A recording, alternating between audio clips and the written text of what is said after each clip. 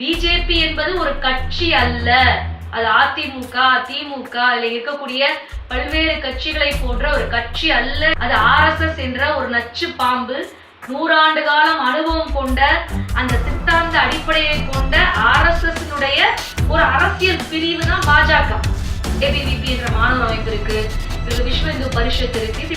கௌரி லங்கேஷ் போன்ற பத்திரிகையாளர்களை சுட்டு கொன்ற சனாதனன் சனஸ்தா போன்ற பல்வேறு பிரிவுகள், நூற்றுக்கணக்கான பிரிவுகளை கொண்டதுதான் இந்த RSS கும்பல். அப்ப இவர்களுடைய அரசியல் பிரிவு தான் பாஜக. அப்ப இந்த அரசியல் பிரிவை தேர்தலில் வீழ்த்த வேண்டும். இவர்கள் மீண்டும் வந்தார்கள் என்றால் இங்கே ஒரு தேர்தல் என்பது இருக்காது, இங்கே ஜனநாயகம் என்பது இருக்காது. தேர்தல்ல ஏன் பாஜக தோற்கடிக்கப்படணும்? வருகிற 2024 நாடாளுமன்ற தேர்தலில் பாசிச பாஜகவை வீழ்த்துவது எப்படி அப்படிங்கிறது தான் அந்த வெளியீடு. இந்த பாசிச பாஜக இந்திய மக்களுடைய முதல் எதிரி அப்படிங்கிறது தான் நம்ம சொல்றோம்.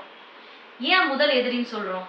இந்த கடந்த 2 முறை ஆட்சிக்கு வந்து 2014 முதல் முறை ஆட்சிக்கு வந்ததுக்கு பிறகு 2 ஆண்டுகள்ல பண மதிப்பிழப்பு அப்படிங்கிற 500,000 ரூபாய் செல்லாது அப்படின்னு சொல்லி அறிவித்து லட்சக்கணக்கான மக்களை நடு ரோட்ல நிறுத்தி பலர் உயிரை வாங்கிய ஒரு கட்சி இந்த பாசிச பிஜேபி என்பதனாலும், 2வது முறை 2019 ஆட்சிக்கு வந்ததற்கு பிறகும் பல மக்கள் விரோத சட்டங்களையும் திட்டங்களையும் கொண்டு வந்து இன்னைக்கு விவசாயிகள், தொழிலாளர்கள், மாணவர்கள், பெண்கள் என பல வர்க்கத்தை சார்ந்த தரப்புகளையும் இன்னைக்கு வந்து நடுரோட்ல நிறுத்தியிருக்காங்க. GST கொண்டு வந்து சிறு வணிகர்களை நடுரோட்ல நிறுத்தியிருக்காங்க. இப்படி பல்வகைப்பட்ட மக்களையும் இன்னைக்கு பாதிக்கப்பட்டு இன்னைக்கு பல்வேறு பொருளாதார பின்னடைவுகளை இந்தியா சந்தித்திருக்கு என்ற அடிப்படையில் நம்ம சொல்றோம்.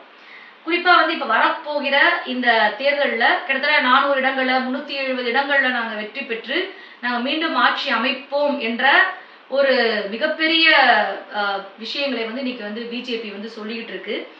ஆனால் இது எப்படி ஆட்சிக்கு இப்ப இந்த கடந்த 2 முறையிலேயே கூட எதிர்கட்சிகள் ஜெயித்த போதும் கூட அங்க வந்து குதிரை பேரத்தில் அங்க இருக்கக்கூடிய எம்எல்ஏக்களை எம்பிக்களை வந்து காசு கொடுத்து வாங்கி ஆட்சியை வந்து கைப்பற்றிய வரலாறை வந்து நம்ம பார்க்கிறோம். இவர்கள் நேர்மையான முறையெல்லாம் இவங்க ஆட்சியை வந்து அமைக்கல அப்படிங்கிறத தேர்தலில் கூட இவர்கள் நேர்மையாக இவருடைய கொள்கைகளையோ இவர்கள் 10 ஆண்டுகளில் செய்த சாதனைகளையோ சொல்லி இன்னைக்கு வந்து ஓட்டு கேட்க முடியாத நிலைக்கு தள்ளப்பட்டிருக்காங்க அப்படிங்கிறதா யதார்த்தமான உண்மை. ஏன்னா கடந்த 10 ஆண்டுகள்ல இவர்கள் மக்களுக்கு கொடுத்த வாக்குறுதிகள் அனைத்தும் பொய்த்து போய்விட்டது. அதை சொல்லி வாக்கு கேட்க முடியாத நிலைக்கு இவர்கள் தள்ளப்பட்டிருக்கிறார்கள் என்பது யதார்த்தமான உண்மை. மக்கள்கிட்ட போய் நம்ம பேசணும்னா பெட்ரோல் டீசல் விலை உயர்விலிருந்து இன்னைக்கு வந்து சிலிண்டர் விலை உயர்விலிருந்து காய்கறிகளிலிருந்து விலைவாசி உயர்வுகள் வந்து பல மடங்கு அதிகமாயிருச்சு. 1 மடங்கு 2 மடங்கு இல்ல 100 மடங்கு 100% என மக்களுடைய அன்றாட வாழ்க்கையை புரட்டி போட்டிருக்கு இந்த 10 ஆண்டு காலம். அப்ப இதையெல்லாம் சொல்லி ஓட்டு கேட்க முடியாது என்ற நிலைக்கு இவர்கள் தள்ளப்பட்டிருக்கிறார்கள்.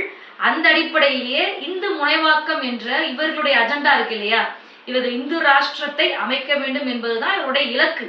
அகண்ட பாரதம் என்பதுதான் இவருடைய இலக்கு. இவருடைய சித்தாந்தம் என்பது சனாதனத்தை தூக்கி பிடிப்பது. பிஜேபி என்பது ஒரு கட்சி அல்ல. அது அதிமுக, திமுக இதுல இருக்கக்கூடிய பல்வேறு கட்சிகளை போன்ற ஒரு கட்சி அல்ல என்பதுதான் மக்கள் அதிகாரம் போன்ற எங்களுடைய அமைப்பினுடைய நிலைப்பாடு. அது RSS என்ற ஒரு நச்சு பாம்பு. 100 ஆண்டு காலம் அனுபவம் கொண்ட அந்த சித்தாந்த அடிப்படையை கொண்ட RSS ஒரு அரசியல் பிரிவு தான் பாஜக. அவர்களுக்கு பல்வேறு அமைப்புகள் இருக்கு. இப்ப சங்பர்வார் அமைப்புகள், சங்கிகள் வந்து பல்வேறு அமைப்புகள் இருக்காங்க. ABVP என்ற மாணவர் அமைப்பு இருக்கு, இவர்கள் விஸ்வ இந்து பரிஷத் இருக்கு. இப்படி பல்வேறு அமைப்புகளை இவர்கள் வைத்திருக்கிறார்கள், பல்வேறு கிளைகளை வைத்திருக்கிறார்கள். கௌரி லங்கேஷ் போன்ற பத்திரிகையாளர்களை சுட்டு கொன்ற சனாதனன் சனஸ்தா போன்ற பல்வேறு பிரிவுகள், நூற்றுக்கணக்கான பிரிவுகளை கொண்டதுதான் இந்த RSS கும்பல். அப்ப இவர்களுடைய அரசியல் பிரிவு தான் பாஜக. அப்ப இந்த அரசியல் பிரிவை தேர்தலில் வீழ்த்த வேண்டுமா என்றால் ஆமாம், வீழ்த்த வேண்டும் என்பதுதான் நம்முடைய பதில். இவர்கள் மீண்டும் வந்தார்கள் என்றால் இங்கே ஒரு தேர்தல் என்பது இருக்காது, இங்கே ஜனநாயகம் என்பது இருக்காது என்று எதிர்கட்சிகள் சொல்வது 100க்கு 100 உண்மை. இவர்கள் என்ன தேர்தலில் வாக்குறுதி கொடுத்தாங்க? இந்த காஷ்மீருடைய விஷயங்கள் 370 ரத்து செய்தது தொடங்கி பொது சிவில் சட்டத்தை கொண்டு வருவோம் என்பது தொடங்கி ராமர் கோயிலை கட்டி முடிப்போம் என்பதெல்லாம் இவர்களுடைய தேர்தல் வாக்குறுதிகளாக கடந்த காலத்திலே இவர்கள் கொடுத்து அதையெல்லாம் இன்னைக்கு நிறைவேற்றி ஒவ்வொன்றாக நிறைவேற்றி கொண்டிருக்கிறார்கள். அவர்கள் ஒரே ஒரு விஷயத்திற்கு தான் அச்சப்படுறாங்க, அஞ்சுறாங்க, பயப்படுறாங்க. பாசிசம் மக்கள் போராட்டங்களை பார்த்து மட்டும்தான் பயப்படுது. அதற்கு நமக்கு நல்ல முத்தாய்ப்பான பல்வேறு அனுபவங்களும் சொல்ல முடியும். நீங்க வந்து டெல்லி சலோ என்ற போராட்டமா இருக்கட்டும், இன்னைக்கு வீராங்கனைகளுடைய போராட்டமாக இருக்கட்டும், விவசாயிகளுடைய 3 வேளாண் சட்டங்களை எதிர்த்த போராட்டமாக இருக்கட்டும், இன்னைக்கு டெல்லி சலோ 2.0 அதை நம்ம முத்தாய்ப்பா சொல்ல முடியும். சமீபத்தில் நடந்த விவசாய போராட்டம் என்பது விவசாயிகள் இந்த பேரிகார்டு அடிச்சு தூக்குறாங்க, மேல இருந்து ட்ரோன்கள் பறந்து அவர்களை தாக்குதல் தொடுக்குது. அதையெல்லாம் எப்படி முறியடிப்பது என்று அவர்கள் முன்னோக்கி செல்வது. இதற்குத்தான் பிஜேபி அஞ்சுகிறது அப்படின்னு நம்ம பாக்குறோம். இன்னைக்கு லடாக்கில் நடக்கக்கூடிய போராட்டத்தை பார்த்து இன்னைக்கு அமித்ஷா கும்பல், மோடி கும்பல் அஞ்சுகிறது. அப்ப மக்கள் போராட்டங்களை பார்த்துதான் அஞ்சுகிறது. நாம் எதிர்கட்சிகளுக்கு சொல்வது என்னவென்றால், மக்கள் போராட்டங்களில் நீங்கள் நெல்லுங்கள் என்றுதான் நாம் சொல்றோம். எந்த நம்பிக்கையில் மக்கள் உங்களுக்கு ஓட்டளிப்பாங்க? நீங்கள் இன்று ஒன்று சொல்றீங்க, நாளைக்கு ஆட்சிக்கு வந்ததற்கு பிறகு அதற்கு நேர் எதிராக நடந்து கொண்டால் மக்கள் எப்படி உங்களை நம்ப முடியும்? அப்ப மக்கள் இன்னைக்கு தேர்தல் காலத்தில் கூட, இன்னைக்கு தேர்தல் ஒரு மாசத்தில் வரப்போகுது என்பதும் போதும் கூட ஏன் களத்தில் இறங்கி தீவிரமான மக்கள் கள போராட்டங்களை ஏன் கட்டி அமைக்கிறார்கள்? அப்ப எதிர்கட்சியின் நம்பிக்கை இழந்தா, இல்ல எதிர்கட்சியின் நம்பிக்கை வைத்தா, இல்ல ஆளும் வர்க்கத்தை கொலை நடங்க வைக்க வேண்டும் என்பதற்காக என்றால் அவருடைய நம்பிக்கை என்பது மக்கள் போராட்டங்கள் தான் பாஸை வீழ்த்தும் என்ற அந்த ஒரு நம்பிக்கை தான். அதுதான் சரி நாங்க பாக்குறோம். அப்ப இந்த போராட்டங்களை, கள போராட்டங்களை எதிர்கட்சிகள், இந்தியா கூட்டணி போன்ற இருக்கக்கூடிய கட்சிகள் கூட அதை ஆதரிக்கும் பொழுதுதான், மக்களோடு நிற்கும் பொழுதுதான் உண்மையிலேயே நீங்கள் இன்னைக்கு தேர்தலில் கூட பிஜேபியை வீழ்த்த முடியும் என்பதுதான் நாங்க வலியுறுத்துறோம். அப்ப இந்த தேர்தல், இந்த 2024 நாடாளுமன்ற தேர்தல் என்பது மக்களுக்கும் பாசிசத்திற்குமான இந்த மிகப்பெரிய இந்த போராட்டத்தில் மக்கள் யாரை நம்புகிறார்கள் என்றால், போராட்டத்தில் தன்னுடைய பிரச்சனையில் யார் தன்னுடன் நிற்கிறார்கள் என்பதை தான் மக்கள் பார்க்கிறாங்க. அப்ப இந்த கடந்த 10 ஆண்டுகள்ல பிஜேபி செய்தது என்ன? அதை நம்ம இன்னைக்கு மக்கள்கிட்ட சொல்ல வேண்டியது. குறிப்பா இந்த காலகட்டத்துல இவர்கள் பணமதிப்பு இழப்பு தொடங்கி இவர்கள் கொண்டு வந்த சட்டங்களா இருக்கட்டும், திட்டங்களா இருக்கட்டும், நீட்டா இருக்கட்டும், கியூட்டா இருக்கட்டும், இல்ல தேசிய கல்விக் கொள்கையா இருக்கட்டும், இது எல்லாமே பெரும்பான்மையாக உழைக்கும் மக்களுக்கு எதிரானதா இருக்கு. விவசாயிகளுக்கு எதிராக இவர்கள் கொண்டு வந்த 3 வேளாண் சட்டங்களாக விவசாயத்தை அழிக்கக்கூடிய விஷயம்.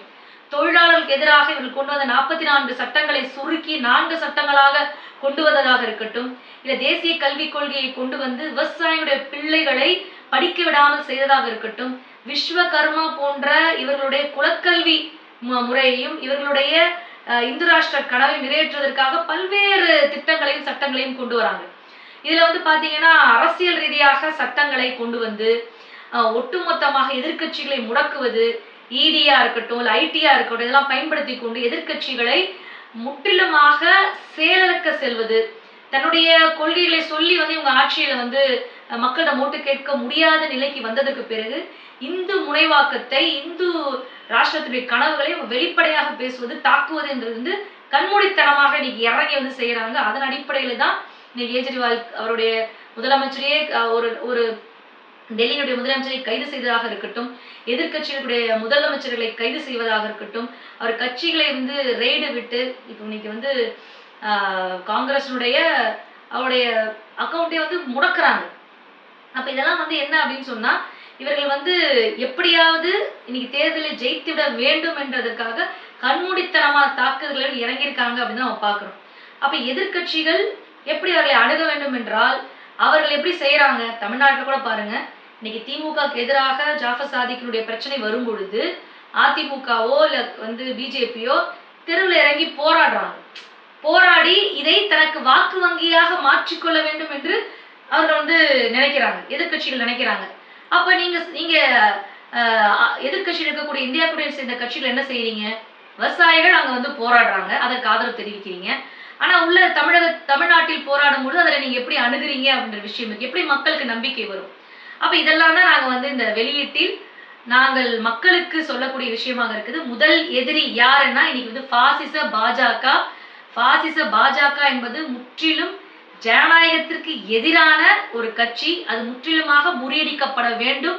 நாம் தேர்தலிலும் முறியடிக்க வேண்டும் என்று சொல்றோம். அதே அடிப்படையில் தேர்தலில் மட்டுமல்ல என்பதையும் நம்ம சேர்த்து இந்த வெளியீட்டில் சொல்லியிருக்கோம்.